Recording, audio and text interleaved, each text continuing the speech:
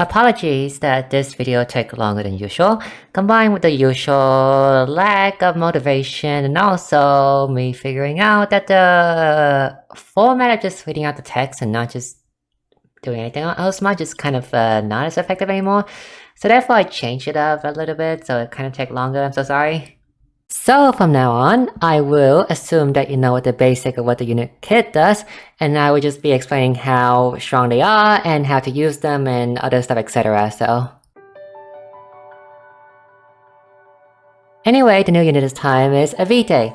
Avite is one of the Kate cleric, and she is, in short, she is a divine beast and pet support. Fitting considering her role in the Emberflame story, so this is like extremely fitting. Also surprising that she's like the only one so far from Global and JP that can like manipulate pet and divine beast stuff, which make her extremely powerful. The one main powerful reason why she is so strong is that she can reduce down the cooldown of the pet of herself and allies.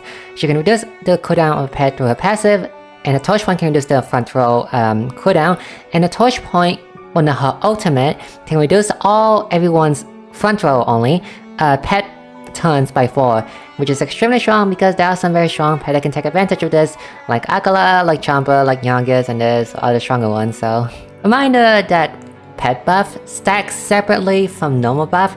Like ult buff and pet buff are very strong because they stack on top of normal buff, hence why pet buff and ult buff are always appreciated because they stack differently. They also let you instant turn 1 divine beast with her passive that grant the entire team 5 Arcana Stone, so essentially you can turn 1 immediately divine beast, and this is really good for the cascade lock or just like EX fight. Like if you're the type of like speed clear content, you now have an extra 8-hit shield shape now. Congratulations. 8-hit shield shape that can do like an extra. Well, no, they also give like the entire team 10% extra damage shot that stack on top of everything. So this is like extremely very strong. It's just like a faster way for you to like clear content faster. So, and also you fulfill condition at the requirement of 9 reference point, which is casting ult or EX skill 3 times in total. You will get double cast divine beast. This one is not as mandatory as like turn 1 divine beast, but like if the battle will go on long enough, then you can have double divine beast instead, which shape for 16 shield instead, which is extremely powerful. Assuming that the enemy shield is with one of the divine beast elements, either Lycon or Aviete, like the light and the dagger attack, I think. Avite can also grant everyone ultimate 20% stat up to all the stats except for crit and speed, and also 50% potency up. Stat up buff is good because again it's stacked, so she has.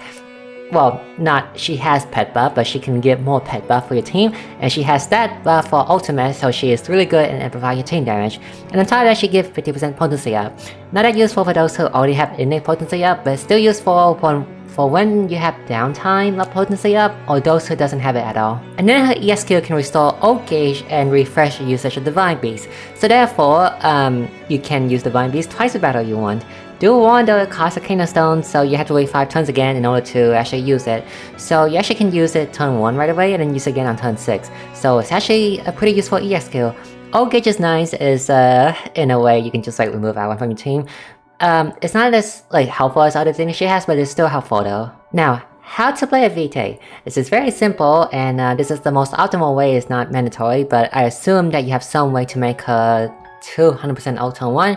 Whether it's through charging like a pet for her own ult, or using an accessory to give her ult at the start of battle. Turn 1 you get 200% ult, whether it's through pet charging by herself or through the accessory, and then you instantly combine that with any other skill because 200% ult means free action. After that, turn 2 you can either save this or use this later, but then whenever you're free, you can then max boost EX skill again for not only is the EX skill grant 100% ult charge back to herself, it also charge the boost point for her next ultimate, so she will gain 200% ultimate back by just using her EX skill at max boost. And then if you have AU, you can just use the 200% ult again, and therefore congratulations, you now have all reference point maxed out, and then you can just like double cast your Divine Beast. You really want AU for the Avite though. One thing to note though, don't use a normal skill. Like, I'm serious when I say this.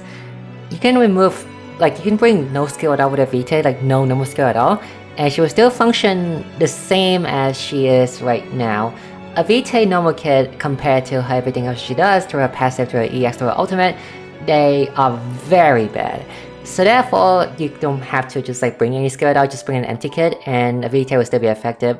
After you finish your ult and EX skill, just let it sit in the back row and just let your front row DPS do the stuff. But you do want to bring some skill with Avite, then I recommend Aviete of the Divine, which is a 3-5 that hit all elemental weakness.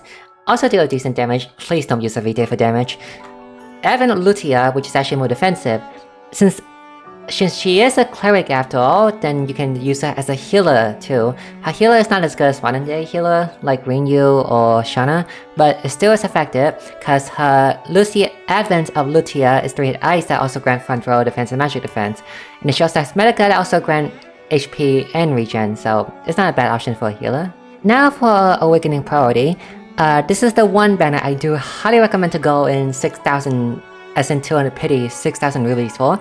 Mainly because she is a Memory of Stella character, and Memory of Stella you can pity for old character, and there are some very strong old character like Zerg or Shanna. So therefore, she also really wants Awakening Ultimate for herself too.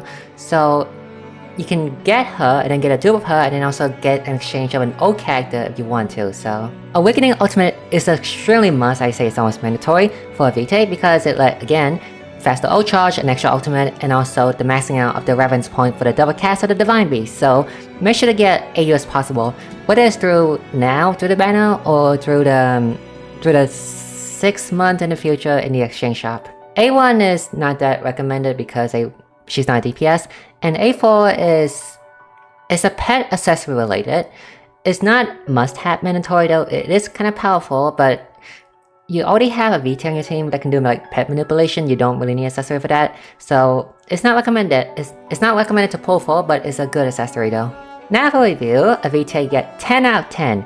Rarely any you're gonna get 10 out of 10, so reminder, 10 out of 10 mean that they are meta on many team, they are auto slot in many team, and they are meta for like almost any team in the game, and they are must-have basically. Avite's buffing pet capability, buffing Divine Beast, and buffing general stat through ultimate and potency up is so powerful, it's so generic that it can work on any team. It doesn't matter you're doing Rainbow team, or it doesn't matter you're doing like just a normal Magic Ice team, or just a physical team with Dark Knight or Dark Priestess.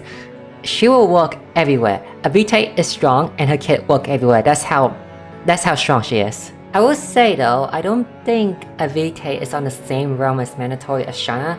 Shanna let you just negate death for like 2 turns, minus insta-kill, and Avite just let you finish fight faster.